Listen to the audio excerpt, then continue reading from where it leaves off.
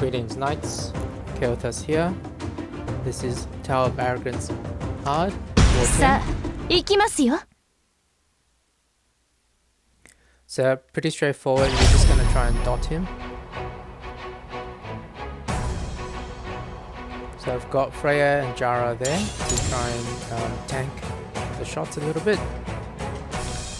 Now normally I would use Esperanza, but I wanted to try and see if I could do it without her. The reason Esperanza is so good here is because she actually cleanses the entanglement debuff. So you still have that mobility debuff where you can only move, so you can move one less hexagon than normal, but Esperanza's passive, which grants you that additional mobility, actually cleanses the entanglement, so the debuff that stops you from moving at all.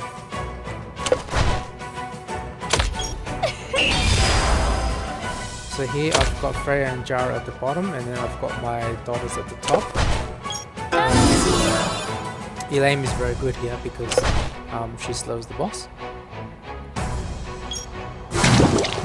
ToAH, the reason I picked her, now normally ToAH's spot would be taken by Esperanza, but the reason I picked her is like she can actually transfer the entanglement debuff onto the boss to prevent him from moving, because it can get messy if he moves around too much. He likes to do.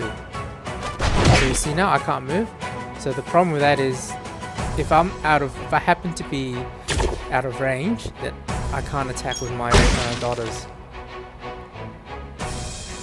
which is a problem obviously, because the whole point of this team is to try and cast as many dots on him as possible.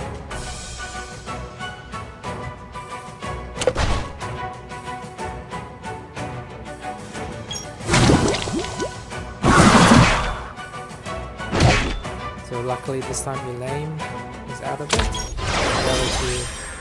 So Valkyrie and ToAH are still within range.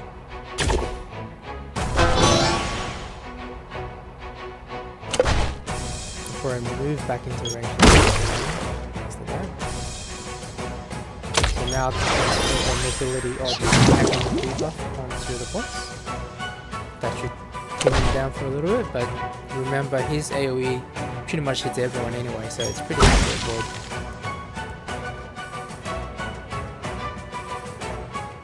There might be a few squares where he can't hit you, but he pretty much does.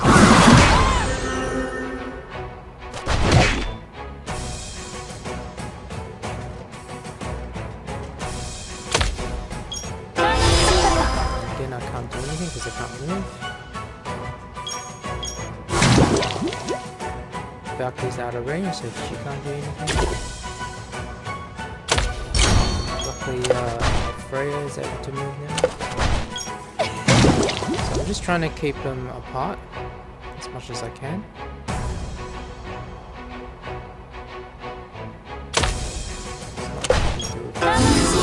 Yeah. There you go. I had enough dots on him anyway. So I'll show you the runes now.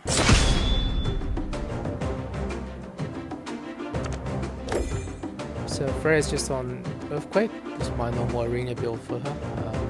Works well enough in ToAH, although this month with the stun immunity she hasn't been as useful. Jara, she needs to be faster. Well, she needs to be either faster or slower than Freya. The reason I've got Jara faster is because sometimes I need to move her into position first. Like I need to move her sort of in between a certain group of monsters, otherwise I'm not able to pull off the cheese with Freya, Jara and Cersei. So ToAH, pretty standard build, definitely need more accuracy on her, but look, I did use her a lot early on, but I find that I use Valkyrie a lot more now. She's just a lot more reliable. And as for alternatives, you've got Lucifer. I actually also use Lucifer more than ToAH as well. So if I'm coming up against a water monster, usually I do use Lucifer, depending. So obviously Esperanza, if you use her instead of one of your daughters, she definitely makes life a lot easier. Her passive allows them, it doesn't actually specify it, but if you watch carefully, her passive actually does remove the entanglement buff to allow your units to move once Esperanza's taken her turn, that is. Yeah, I'm just looking through, I can't find anywhere that says that she removes the entanglement debuff, but she actually does. Don't get that confused with the mobility debuff, which does stay regardless. Yeah, but at least they'll still be able to move.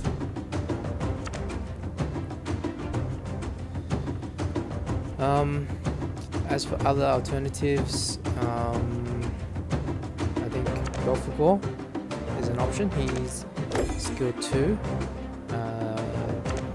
does continuous damage, but you probably want that skill fully maxed out, because otherwise he's not going to cast enough dots, right? Ideally you want a unit with dots on skill 1, so that would be your Valkyries, Lanes, Lucifer, ToAH in a way, and also Sia is very good as well.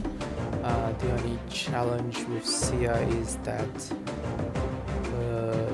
dots only land if there is heal block, and she does have the heal block on skill 2, but obviously if she misses that, then you're basically waiting for skill 2 to come off cooldown again, before you can try and cast dots again with Sia.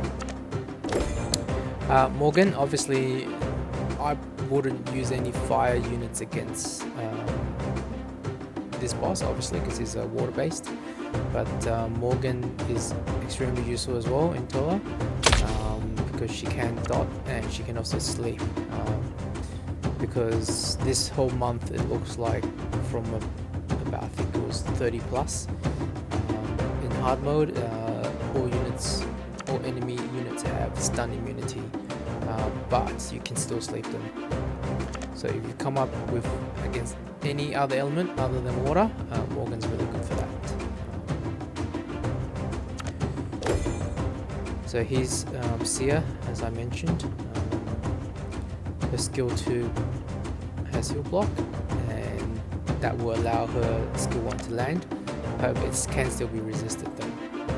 But if she doesn't have heal block on the enemy, then it's 0 chance.